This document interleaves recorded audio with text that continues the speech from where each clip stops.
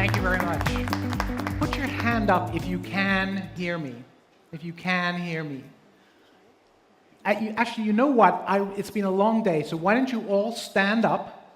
Stand up, please. And put both your hands above your heads like this. Now, you cannot look any more ridiculous than I'm going to look right now. So just follow my instructions. John Medina, well-known psychologist, author of Brain Rules, says that one of the best things you can do to wake yourself up is do this. Do this. Rotate your hips. Don't do this if you have back problems. I am not that kind of doctor. Okay? You might even want to rotate in the opposite direction. I know it looks weird, but it actually feels good. See if you feel a little more awake than you were when you were sitting down a moment ago. Okay. All right. Put you through that. Now, have a seat. Get comfy. So my lawyer said I had to tell you this before I started, so I have to give you a warning.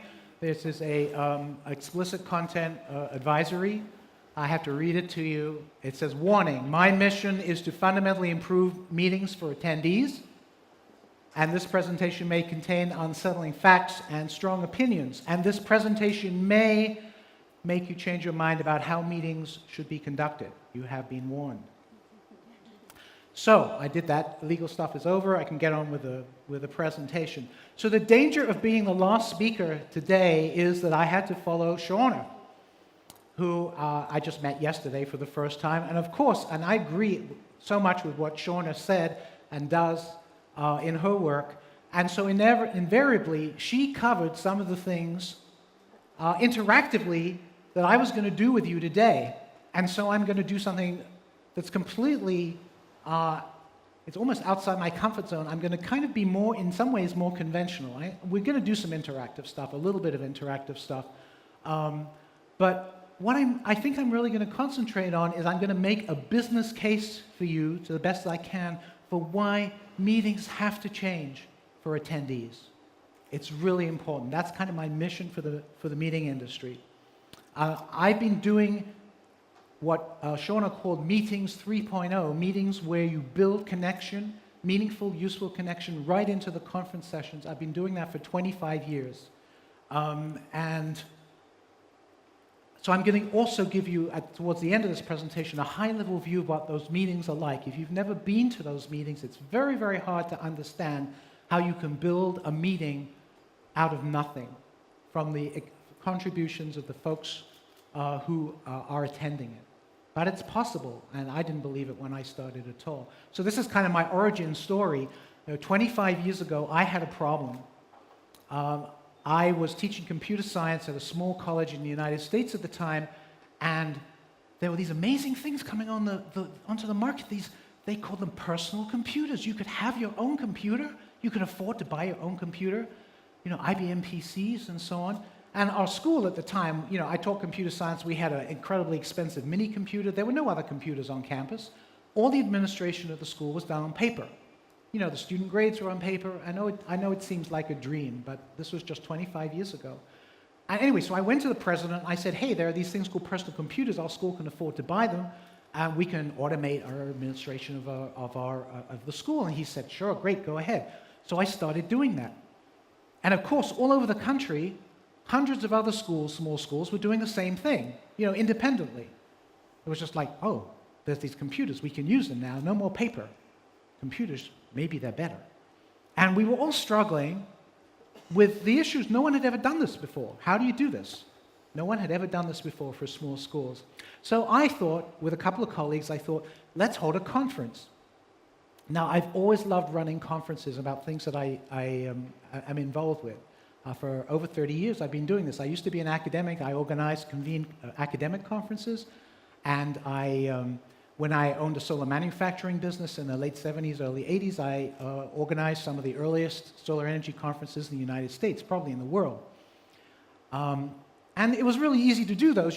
Because it was easy to put conferences together. What did you do? You figured out who the experts were. You called them up, or you wrote to them and said, would you please come and speak at my event? And, some of them accepted, and you built a conference program, and that was the conference. And then you folks, people like you, created all the logistics. You folks know how to do that so well, and we had a conference. So 25 years ago, however, I had a problem this time because there were no experts. It was a whole new field. There were hundreds of people who were doing this thing. We just started. No one knew. We didn't even know each other. So we came together, and I had to figure out a way, something very different, how to make a conference for all these people who had something incredibly important that they were doing, it was their work, in common. We didn't have any experts to tell us how to do it. And so I cobbled together, I created a different way of doing a conference. And what did we do? Well, you will find out during the session. But what I will tell you is now that that conference has been running for 25 years. It's expanded to a 3-day annual conference. And for a long time now, it's been agreed to be the best of its field. I mean, it's a really incredible conference. And one of the reasons why it's so great is that people love going to it. It's a terrific community, very specialized community, people who do administrative computing at small schools, mainly in the United States. So today I'm going to focus on, there are a lot of things I could focus on. I'm going to focus on making conferences great for attendees. And I'm going to go through the same question that Shauna had, because it is such a fundamental question, and let's reinforce our learning here. And I'm going to have you work on this with a partner, which is why I asked you to sit in sets of 4, and some of you followed that instruction, and some of you did not. What I want you to do is I want you, and if necessary, stand up and find someone else. I want you to find someone, if you're sitting next to someone, to partner with for this exercise. Very short exercise. Turn to the person who's next to you. Put your hand up when you've got a partner. I want to see everyone's hand up. Yes? Okay. Yes. Put your hand. I want to see everyone's hand up. Put your hands up if I can see you are partners, but you're not putting your hands up, so I don't really know. Sir, if you don't want to do this, then don't do it. But there's someone right behind you who would love to have a partner. Okay? Oh, you can do a threesome if you like. You can make that work. You're smart. All right. So I'm giving you this question. Why do attendees go to conferences? And here's how it's going to work. One of you will start, partner A. One of you is partner A. You will start and spend about 30 seconds, and we've already done this with Shauna, so it should be fairly easy, though there are actually a lot of other reasons why people go to conferences that won't mention. Maybe we'll get some of them this time, now you've had some practice. I'd like partner A to talk about why attendees go to conferences. You might want to talk about the things that are most important too. So, everyone set? Any questions? Do it. 30 seconds. Partner A, talk to partner B. Why do people go to conferences? Okay, it's partner B's turn, so switch. Partner B, you can repeat, agree, but add some more. Think of more, and they can be funny. They can be trivial. Be honest. Why do people go to conferences? Okay, that was about a minute's worth of sharing between the two of you. So let's just hear. I'll do a Shauna. Let's hear some answers. Put your hand up, and I'll call on you. Put your hand up, and I'll call on you for an answer. Yes, sir. Networking. Business, so ROI. ROI. And learning. Networking and learning. Okay. Other reasons why people go to events. Yes, sir. Ideas. Collaboration. New business tactics. More ideas. Other reasons. To meet a spouse. It's happened. Believe me, it's happened. This is not personal experience for me. Other reasons. Why do people go to conferences? There are lots of other reasons why people go. Sorry? Exploration. Inspiration. Okay. Let's be more, how about practical reasons? Really practical reasons. Pretty girl opportunities, is that what you said, sir? Okay, that would be a good reason, maybe, for some. Other reasons. Yes, over there, sir. What did you say? Food. Good food.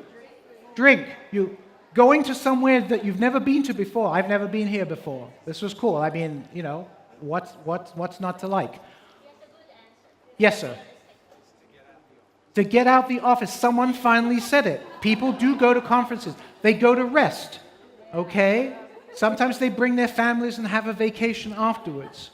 All right. But notice that the first two that were mentioned were networking and learning. I prefer a different word from networking. Networking is really businessy kind of word. I prefer the word connecting. I think that's fundamentally what we do. Anyway, when you do surveys, connecting and learning are always the two most popular reasons why people go to events. But here's some that none of you have mentioned so far. Here's some other ones. So here's a really practical one, right? Maintaining certification. A lot of people go to conferences to maintain professional certification. That is a completely valid reason to go to events. Okay, remember that. Now here's one that no one ever mentions when I ask this question: maintaining or increasing their personal status. If you're an academic and you get to be on the stage at a conference, ooh, that's good for you. Maybe you're going to get tenure. Okay? No one really talks about that much, but that is actually a lot of reason, certainly in the academic world, why people go to conferences. Here's another reason: issue activism. There are a lot of conferences where people are passionate about an issue and they want to go to the conference to meet other people who are passionate about that issue too. Okay, we're talking about huge social issues, charity issues, all kinds of things. And finally, and I think this is a really fundamental reason, is finding community. I believe that most human beings, my experience is that most human beings need connection with others in some form. And we can get that in a lot of different ways in our lives. And one of the ways we can get it is if we're passionate about our work or we're really into our work, is connecting, is meeting other people who do what we do. I can't tell you how many doctors who I know who have told me that they belong to little groups, support groups. Every couple of weeks they get together and, in the evening. And I say, why do you do this? They say, there are things that I can only talk to other doctors about. That's a form of finding community through your work. Very important reason why people go. So the connection, so these reasons there are a lot of really good reasons why people go to events. And the connection reason is actually really important because I really want to share with you now 6 ways in which I feel that most conferences that are held today fail to create the best possible outcome for attendees.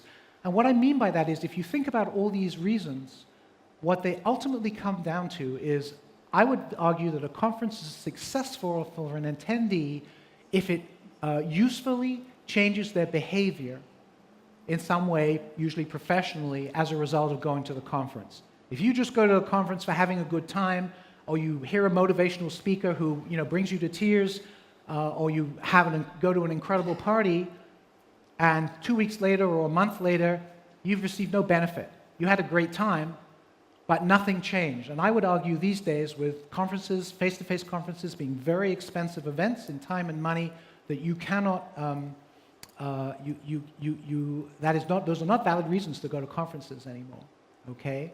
So so I would argue that a successful conference is one that changes people's behavior, changes people's lives in meaningful and useful ways. And I would argue that there are 6 reasons that most conferences do not do that at least as well as they could, and at worst, do not do them at all, make that change at all. So let's talk about those reasons. So the first one is, you've got to remember, historically, Shauna again mentioned this, and Julius too, conferences have stayed the same in format for hundreds of years. What we can think of as professional conferences are actually a few hundred years old, but there have been things that you would probably recognize as a conference for about 1,000 years. And 1,000 years ago, there were no books. I mean, there were no mass-produced books. If you wanted to learn something 1,000 years ago, you had to go physically to where that person who knew that thing was and listen to them. We had 500 years of that before we got books. And books changed the world because for the first time you could buy something, it would tell you stuff, and you didn't have to actually go to someone. But we had 500 years of our culture believing that the only way to learn anything was to go somewhere and listen to someone who knew it. This model, okay? The model of the lecture. And this is the format that still predominates in most conferences today. Frankly, what I'm doing to you right now. Okay? The expert is talking to broadcasting to a passive audience. You're listening to me, you're hearing me. You might not be listening to me, but you're hearing me. And the problem with this mode, with lecture mode, is, well, I'll talk about that in a sec. Here's the crucial thing about this model. There is no connecting going on. You folks are listening to me at the moment. None of you are talking to each other. None of you are learning about each other. If you went to my workshop, you discover we spent most of that workshop with the people in the workshop talking to each other, learning about each other in ways that were useful for them. That does not happen when people are lecturing. Okay, there is no connection going on. And if connection is so important, in fact, the current research shows that connection is the most important reason. It's more important than learning these days for people to go to conferences, connecting with other people. And we've all been to conferences where you've heard people say, well, the best thing about that conference was the conversations in the hallways, right? That is a shame. That's a waste. What is the point of that? Why don't we have connections in the conference sessions? Because we haven't done it that way, ever done it that way. But you can. So what happens when you do have conferences that look like this is you have traditional conferences. The program looks pretty much like this. Lecture break, lecture lunch, lecture break, lecture social. Notice the lecture is red. There's no connecting between you folks going on, right? With numerous variations, right? You know, sometimes there are breakouts, and sometimes actually people in breakouts actually talk to each other, but most of the time it's just a few people talking. Think about this from the point of view, the only times you can do connection is in the breaks, right? In the breaks, in the lunch, in the meals, and the socials. So think about, and you've all had this experience. I had this experience when I was an academic. I'd walk into a room, there'd be 200 physicists there, and I didn't know any of them. And I'm thinking, there's probably 5 people in this room I would really like to get to know, who are working on an experiment like mine or interested in the same. I have no way of finding them. What do? You sit down next to someone at lunch and you talk to them. Okay, and maybe they're interesting and maybe they're not. And meanwhile, maybe the person who could change your life is sitting at the table over there and you never meet him. Right? That's the reality of how this works. And eventually you go to a conference enough time, you know enough people, and it's not so bad. But I'm telling you, conferences don't have to be that way. Okay? I've been doing different stuff for 25 years. That story I told you about was the start of this very weird journey in my life, which has led me to stand here today, who I would never have predicted it. So think about that. If connection is so important, why are we banishing it from the sessions completely, if inter-attendee connection? Second reason is we've known for over 100 years that lectures are a terrible way, Shauna again mentioned this, are a terrible way of learning anything. The problem is the lectures are, they're incredibly efficient. If there were 1,000 people in this room right now, you'd all be hearing the same thing. It scales. It's amazing. The problem is that lectures are probably the least effective way of learning anything because you're just listening right now. Those of you who went through my workshop just now will probably remember the conversations they had with the people in the room because their brain was in a totally different state. They were thinking, they were listening to what someone else said because they were going to have to respond back. Okay, they were having a conversation. We all know this. You remember conversations much better than lectures. We've known for over 100 years that within an hour of hearing something, you will have forgotten half of it. And go through a week or a month and so on, it's gone. Unless it's reinforced. Okay, that's why I decided to repeat some of the stuff that Shauna mentioned earlier today. There's maybe a slightly more probability that you'll remember that this stuff is important. And this is what John Holt, the educator, said. He said this over 30 years ago, and this is worth remembering. Learning is not the product of teaching. Learning is the product of the activity of learners. When you're sitting listening, you're not learning very much. So remember that. The third reason Shauna and Julius both talked about, okay, I call it the rise of online. You don't have to go to hear a world expert speak in person anymore because that world expert gave a talk sometime. It was probably videoed, and the likelihood of that going on is increasing all the time, and it's probably going to go on a website somewhere. It's going to go on YouTube. It's going to go on your company website. You're going to have access to it. And thank you, Google and Bing, you can find stuff very easily. And so we're moving to a world where you don't have to go. Conferences that stuff their programs full of lectures with experts, unless those lectures are like breaking news, which in most cases they're not, you can watch that video whenever you want, whenever you need it. So, you don't even have to go and hear that expert speak for something that's going to happen you might be interested in 6 months from now. You just watch the video. You don't go to a conference, you watch the video when you need it. Perfect. That's the third reason. The fourth reason, this is really subtle, and most people don't know this, and I like to mention this one. It's another way in which the world has changed. Until about 30 years ago, most of the ways in which professionals learned what they needed to know to do their jobs, they learned in the classroom. This is like a 60s computer classroom. That is no longer true. It hasn't actually been true for a long time. There was research done in the 90s. People went and looked at the employees of some of the largest companies in the world and found out how they actually learned what they needed to know to do their jobs. And you know what they found? They found that these days, actually for the last 20 years or so, adult learning is mostly social activity. And if you think about your own experience, you might realize that this is true. You learn most of what you need to know on the job rather than learning it in the classroom. What they found was only about 10% of what you need to know to do your job these days you learn in the classroom. Obviously, it depends on the industry, but that's a pretty good rule of thumb. The other 90% is what we call informal learning. It's provided by a combination of self-directed learning, which means when you need to know something, you look it up on the web, okay, or you read a book or do whatever you need to do. And then, and this is the main part, learning from your peers. So you're learning on the job. In the work, Sarah, how do I do this? Okay, you learn from your peer. Your peer says you have. Well, they learn from you. Notice it's two-way, okay? So this is actually how you learn these days. This is the most likely way that you will learn what you need to know to do your job is from your peers. In a meeting, at the break room, and so on, over a phone call. And think about it, at conferences, what a perfect place. The room is full of your peers. Okay? What a perfect opportunity to learn from every peer in the room as appropriate. And yet we waste that, because we are filling our conferences with lectures from a few people. And the breaks don't have any structure for us to learn effectively as peers. So this is active, experiential, peer learning, social learning. So think about that. Our conferences today don't match how people actually need to learn. Instead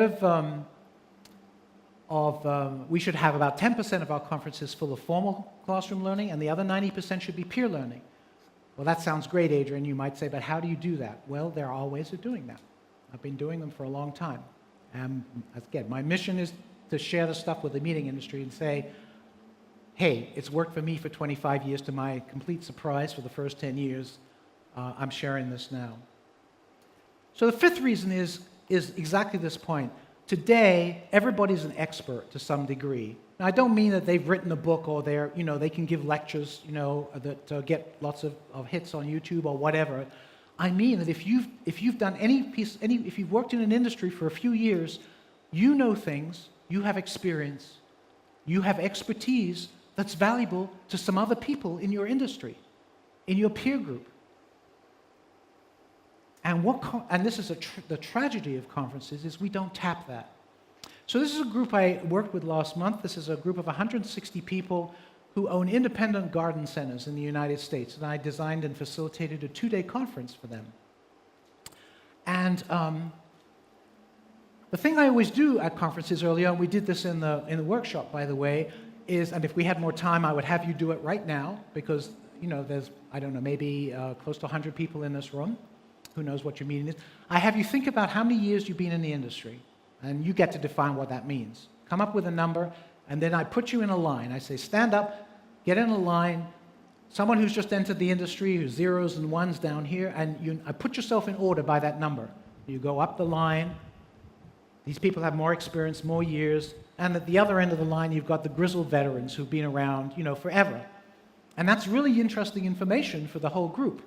The whole group can see who's, you get to see, those are the veterans, and there are other people who've just entered the industry. How long you've been in the industry? 20 years too, and you get in and you allow some conversation. It's actually very hard to get people to stop talking once you do this. But what you then do is you go to the middle of the line, equal number of people here, equal number of people here, and you say, what's your number? How many years are you? So for this group of people, it was 25 years, which is pretty high. I've done this, I don't know how many times, and typically you see something between 10 and 25 years. Okay, actually, there were relatively young people in the workshop today. It was about 5 years. That's unusual, but, it happens. This group was 25 years, 160 people in this group. That means there was 4,000 years of experience on independent garden centers in the room. 4,000 years. And the cool thing is we know and have known for a long time how to tap that for the benefit of the people in the room. My favorite quote about this is David Weinberger's quote. He said, some of you have seen this probably, the smartest person in the room is the room. Which is true, right? Collectively, you folks know more than any one person in this room. All you need is process to tap that so that it's useful to you. And that process exists. Sixth and last reason, I would call program relevance and timeliness. So let me ask you a question. I'm going to give you a question here. And we'll just do this with hands rather than Slido. So I want you to think about if most of you probably go to conferences, attend conferences. I'm not talking about staffing a trade booth and so on, but you actually go to conferences as attendees. If you go to conferences as an attendee, like you're doing right now, this is one conference, but average it out of your recent experience, I want you to answer this question. What percentage of the sessions offered at the conferences you attend are actually what you want and need? And when I say want and need, that doesn't mean, well, that's kind of interesting session. I might need to know that in a year from now, because I'll tell you, because the reality is a year from now, you'll have forgotten most of it. Okay? I'm talking about what you want and need in the moment. So think about how many conferences you go to. Think about the number of sessions, percentage of sessions that are actually what you wanted and needed right there. Actually, they answered a question that you had, a challenge you had when you came to the conference. And again, in my workshop, one of the things we did was an exercise where we uncovered that information. What is it you'd like? What would make this conference great for you? I asked people. And people answered that question to each other. And they'd say, well, I would like this to happen. I'd like this to happen. If I could learn more about this, that would be great, and so forth. And all that information was exposed to the whole group of people. That's how you do this kind of work. So I'm asking you this question. I want you to think about the answer. I'm going to give you 5 possibilities. One would be 80 to 100%. That means nearly all the sessions you are offered at the conferences you go to are exactly what you want and need there and then. Next answer would be 60 to 80%. Third answer would be 40 to 60%. That would be about half of them. 20 to 40%, a minority, and 0 to 20%. Most of the sessions of the conferences, and be honest here, that I'm offered are not actually what I want and need. But I'm there for some reason or other. So I'm going to ask you to raise your hand. I'm going to give each of those in turn, and I want you to raise your hand nice and high, and I will estimate what I'm seeing here from this total group. So let's start with 80 to 100%. How many people are at 80 to 100%? I'm not seeing a single hand raised. All right, let's go to 60 to 80%. I'm not seeing a single hand raised. 40 to 60%. Okay, so we're getting about, let me look, I'd say maybe about a quarter of you, maybe a little less, maybe a fifth of you. How about 20 to 40%? Maybe about the same number, slightly less. How about 0 to 20%? Significant number, probably again another fifth of you. So some of you didn't vote, that's okay. Not particularly wonderful results, right?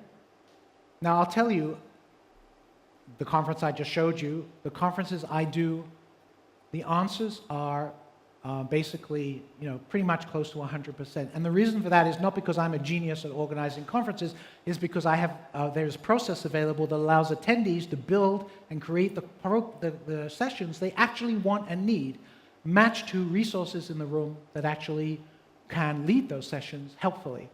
So pretty much every session at the conferences that I design, participant-driven, participation-rich conferences, get very, very high marks. That's kind of why I wrote my book, 15 years after stumbling on how to do these conferences this way, because I thought people need to know about this, because I'm still going to lousy conferences. And the other cool thing is, for 25 years now, I've been able to compare what the program committee thought would be popular with what people actually chose at the events that I ran when they had the choice to choose them. And here's the depressing information, which kind of matches very well with what you folks just gave me. The best program committees predict only half of the pre-scheduled sessions at programs that people actually want. So that means if you are running a conference and you pre-program the whole conference beforehand, at least half the sessions you pre-program are not what the attendees want. And that's the best case scenario. I've seen those figures down at 10%. Somewhere between 10, most program committees can get 10%. There's always a few things. It's like, it's pretty obvious we're going to have a session about this. We all know this. But not much better than that. So I've shared 6 what I would charitably call failings of traditional conferences. If you want to, this might be the slide to photograph. If you want to have a chance of remembering some of them, if you want to make that business case to change your conference structure in a format and process in the future. Sessions providing no connections around content. You're just sitting listening. That's number 1. Number 2, lectures are a terrible way to learn anything. Number 3, the rise of online means that people aren't going to your conference anymore to hear people lecture. They can watch it online most of the time. Number 4, traditional conferences don't match how people learn these days. People learn socially. They talk to each other. That's how they learn. They talk to their peers. That's the main way they learn, not from listening to lectures. Number 5, everybody has something to share. I could tell you story after story about someone who, in one of my opening sessions, said, well, I just did this cool thing, I thought it was kind of cool, the last year. I just worked on that. And 20 people in the group are like, oh, we want to hear about that. That's great. I was just going to do that, and I don't know how to do it. The next thing you know, that person's running a session the next day. And that person didn't even know that what they knew was valuable. Happens all the time at the events that I do. And the final one is most pre-scheduled sessions don't address the actual attendees' needs and wants. So you're probably wondering how on earth we fix all these things. So I'm going to spend the rest of my time giving you a sort of high-level the format of how what I call peer conferences, participant-driven and participation-rich conferences work. And then I'm going to show you a 3-minute video of one that I did earlier, that designed and facilitated earlier this year in Austin, Texas. And we will end with a quick pair thing, and then we were done. So anyway, when you fix all these things, you get programs that look like this. In the sessions, people are learning and connecting. Okay? You're discovering, oh, there are people in this session I really want to know. And you've created a program that's optimum anyway, so people love the sessions you've got, and people are there. So that's the difference. But the key thing is this: when we think about conferences, we often think about the program. That's the kind of core. What's going on? In fact, there are some really important things that are not done at traditional conferences that make all the difference. And these are the things that create the kinds of events I'm calling peer conferences. There is a much more well-known word for what I do, which I hate because it's been, I hate, but I really dislike. The word is unconference. And I could spend half an hour telling you why I don't like that word. The main reason is that a lot of people who have no idea how to run a conference say, oh, we don't need a program, we'll just come together and we'll figure out what we want to do and we'll have the sessions we want and it'll be great. And it's a disaster because they have no idea how to use process to make that worthy goal happen. But you can. So I call these things peer conferences, and I'm going to show you now what I call the arc of a participant-driven and participation-rich conference, a peer conference. And these things have a beginning and a middle and an end. Unlike a traditional conference, which is kind of a mishmash of lectures, you know, there's a welcome at the start and some lecture formats and so forth, and then there's, you know, a gala dinner or a motivational speaker at the end and so on, and, you know, people are always like, how do we end this conference? Peer conferences are organic, they build community, they build engagement, people, in the end, the beginning creates the possibilities for the middle, and then the middle moves naturally into the end. And let me talk about these different components. So the beginning of a peer conference, you've got to uncover who's in the room. And in my workshop, I did a core thing called the 3 questions, which I've done for many, many years, where essentially each person in the room gets to share with up to 50, 60 people. We did it with 5 people, groups of 5 people in the workshop today, and there are numerous variations of this, but they basically share their answers to 3 questions, which are, how did I get here? Which is like, who am I and why did I come to this event? Which can include things like, I've been coming to this event for years, it's great, and this is why it's great, for example. Or my boss made me do it, or whatever it is. The second question is, what do I want to have happen? And that question, people answer that question, it's like, if I could make this conference anything I wanted it to be, what would I make it, what would it include? And that's where people share, they say, I have this challenge at work right now, I don't know how to do this, I'm wondering if there's anyone here who could help me, okay? Or they say, I'm really interested in this, I'd like to learn more about this, you know, can we have a session about this? Or whatever it is. Or I want to get 3 new clients for this amazing new product my company has. Okay, that's my goal. They share that stuff. And the last question is a question about their expertise and experience. What expertise and experience do you have that other people here might find useful? That's really valuable. You spend a couple of hours on this at the start of the event with groups of up to 50, 60 people. So if you have, you know, we had 160 people at that event I was telling you about. We had 3 groups of 55 people or so.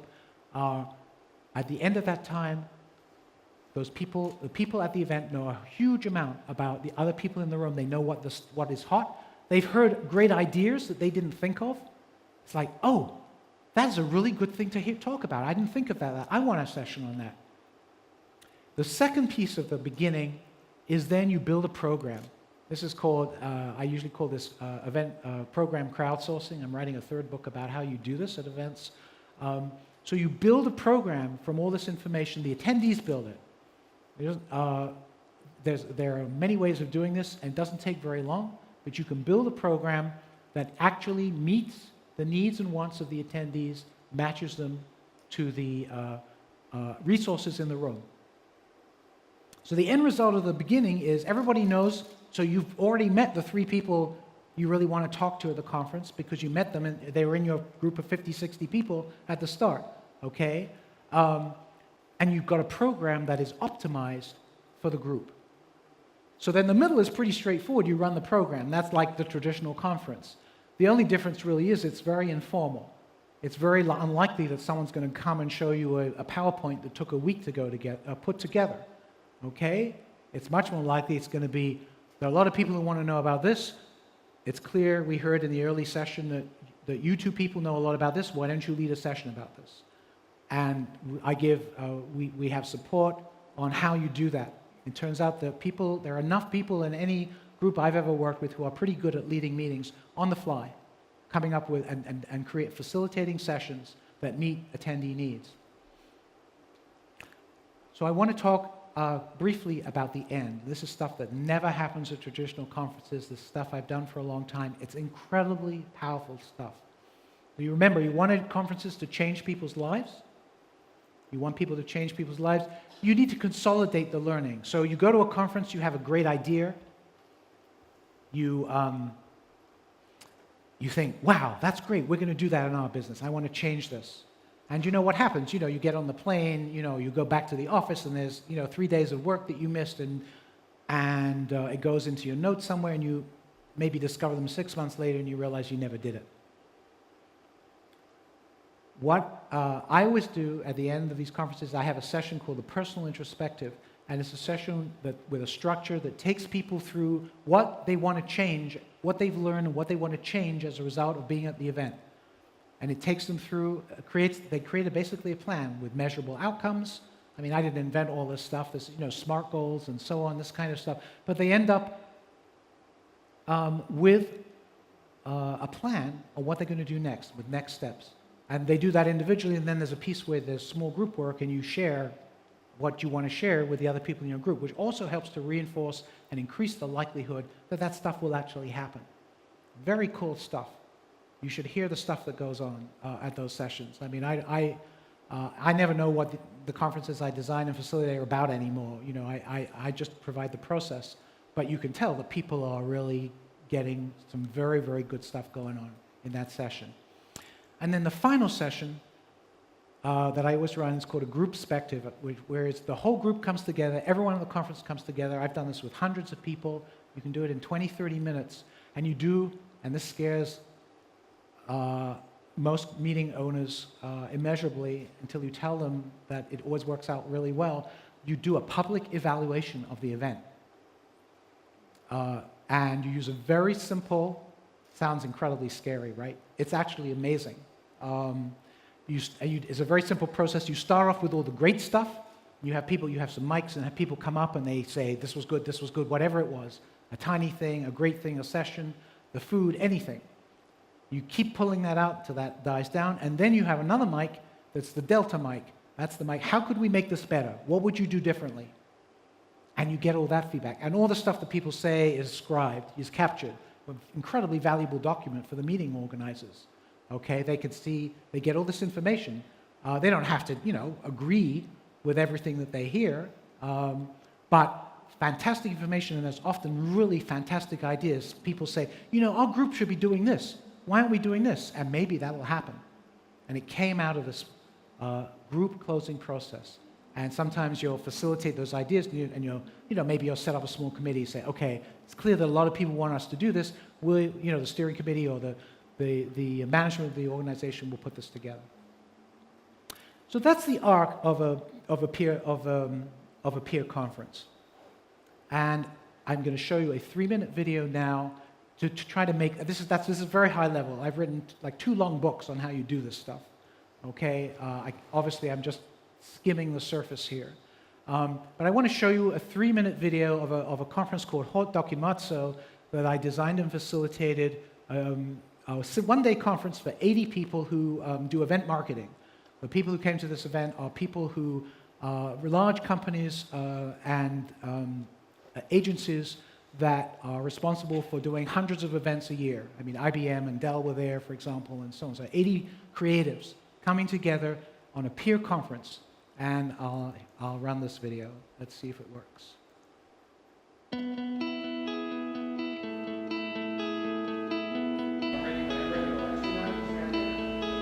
Hot Documatzo is a true peer-to-peer sharing conference.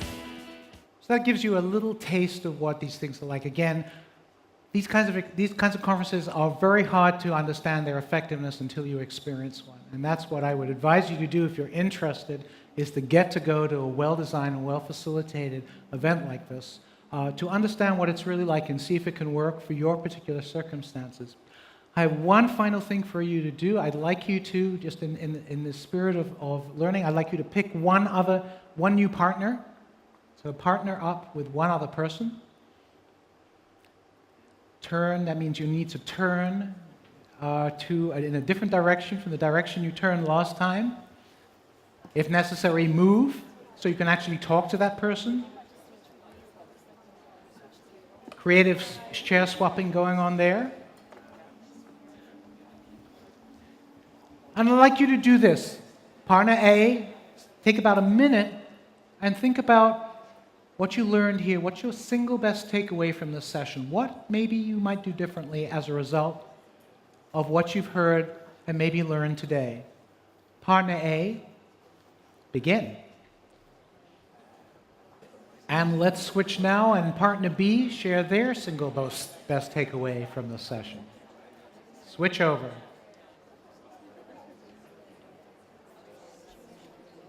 And reluctantly bring your sharing to a close. And which is hard to do, notice that? Notice that. It's great to talk to someone about something, right? The hardest problem I have, you see, look what's going on here. You don't want to stop talking. The hardest problem I have facilitating these sessions often is to get people to stop and go on to the next thing. It's very hard. See how powerful it is? Anyway, if I can have your attention just for a moment, and then I'll let you free and you can continue these conversations. Some people don't want to stop, that's okay. I just want to say this. If I did a good job, I've probably answered some questions, but I've probably raised many more. Because this is a deep topic, and doing this well, doing this kind of work well, is tricky. It's not hard, but there are plenty of mistakes to make. Anyway, hopefully it's clear that I'm passionate about doing this kind of work, and though we are out of time, and we're at the end, I'd be happy to talk to you folks in the social this evening. I love to talk about this stuff, hopefully, which is probably pretty obvious. Thank you very much for being here today.